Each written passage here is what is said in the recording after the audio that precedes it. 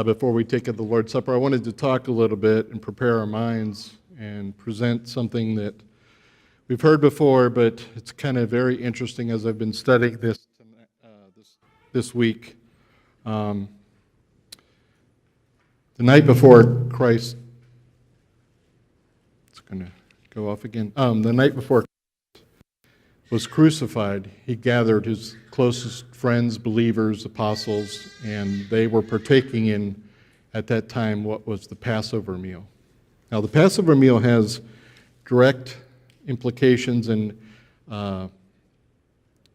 very interesting story in what the Passover is. And so obviously, Passover was the Israelites partook of a meal together to remember their rescue from the Egyptians, the bondage that they had with the Egyptians.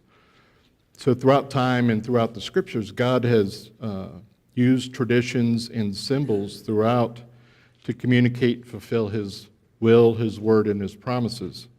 So I wanted to kind of talk about some of the things that the Israelites were instructed to do and what they did during the Passover meal and how that relates to Christ and his fulfillment of that meal and his institution of a new one.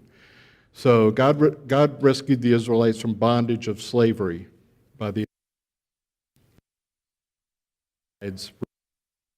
salvation from sin. God gave them instructions during the 10th plague to the Israelites that essentially freed the Israelites from the Egyptians. That 10th plague was that the firstborn son of each family would die. For the Israelites and to stop that from happening to them, God's instruction was a spotless blood was used and was put over the door frames of each of their houses. That lamb was spotless and pure. Christ is spotless and pure. He is the perfect lamb.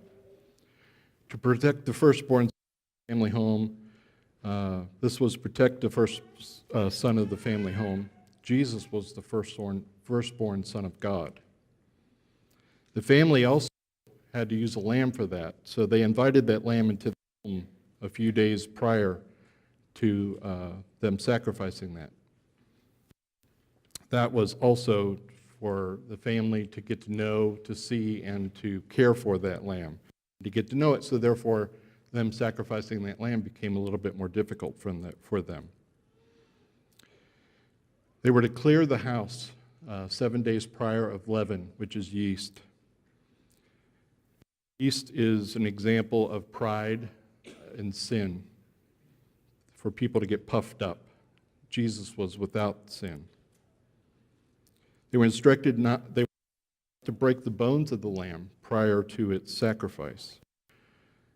This also translates to Jesus, who had no bones broken, based on scripture, prophecy before, and his bones weren't broken, which was uncommon during a crucifixion, because typically the Roman soldiers would break the legs of the person that was being crucified to help speed up their death.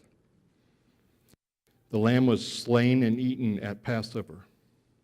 Jesus was crucified on Passover. The doors were struck with blood placed on the top and the sides with a herb called hyssop.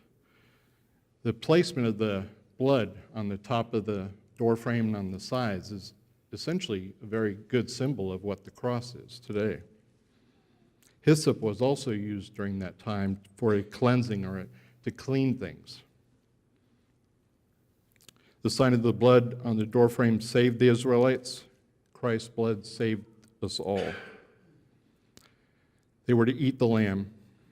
They were commanded to take part of, we are commanded to take part of Christ's body. The lamb was roasted in fire. Fire is a symbol of judgment. That is something that we do not have to worry about. They ate unleavened bread and bitter herbs. This reminded them of their bondage to sin, or bondage to the Egyptians, which is our bondage to sin today. When the Israelites and the families ate the Passover meal, they were to eat fully dressed with their belt on and a staff in their hand. Why was that? They were to be ready to move on to their new home. We have that same opportunity. So as we partake of the Lord's Supper, let us be ready to move on to our new home in heaven. In God's wisdom and plan, Jesus fulfilled the Passover, and today we partake of a new meal, a new covenant. And let's remember, today isn't just about me and God.